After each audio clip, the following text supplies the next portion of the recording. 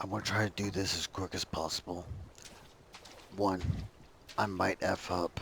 I am only human. I might talk more than I want to. I apologize for that. Two, don't worry about the gameplay. It just help to get the recording out there. Uh, we have two sources of information. One comes from a lot of the homeless people. We do double check their work. Understand that a lot of these people are victims of many devices, and we cannot take what they have 100% without backup information.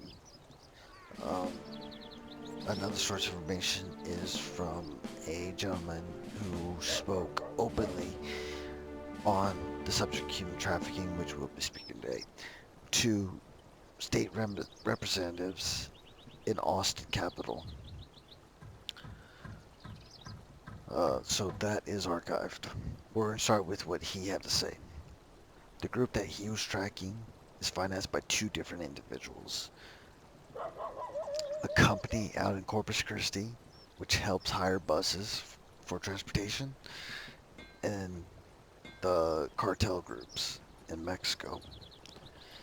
The way that they operate, the traffickers, they bring people over via the New Mexico and Mexico border, where they set up towns. From those towns, they drug the individuals and violate them for no less than 3 months. When their spirits are broken and they're nothing more but robots, they move them via chartered buses to city areas.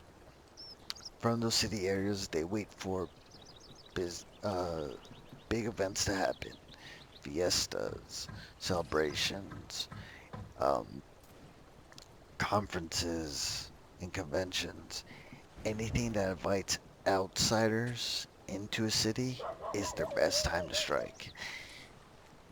In San Antonio, what they use are box trucks to move people. They also do the handling system where they have a handler and someone who's being trafficked walking the streets. Understand, these victims are broken down already. They don't act like humans as much. They're more like robotic dogs, if anything. They don't know how to ask for help, and it's a horrible truth. It's harder to help them. It's worse than Stockholm Syndrome. Um, when it comes to the homeless, what we were able to gather here in San Antonio is that North Star and Ingram Mall has been the highest point of forced prostitution, um, where they get young girls. The youngest we've seen was 12 years old, as an almost victim.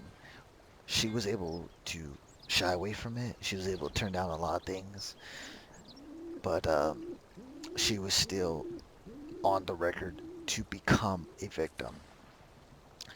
Uh, they use model agencies as well as mama sons, which is an Asian term for older women that's good with marketing in the business. The mama sons here in San Antonio operate as older Christian women that talk to you about Christ. Once you're open to that idea, they invite you to a different location where they sell you these women.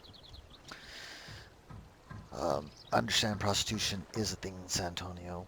It's not legal, but forced prostitution is the dangerous part, both when it comes to the aggressiveness of the pimps or the forced prostitution of taking someone away and doing the same thing these traffickers do.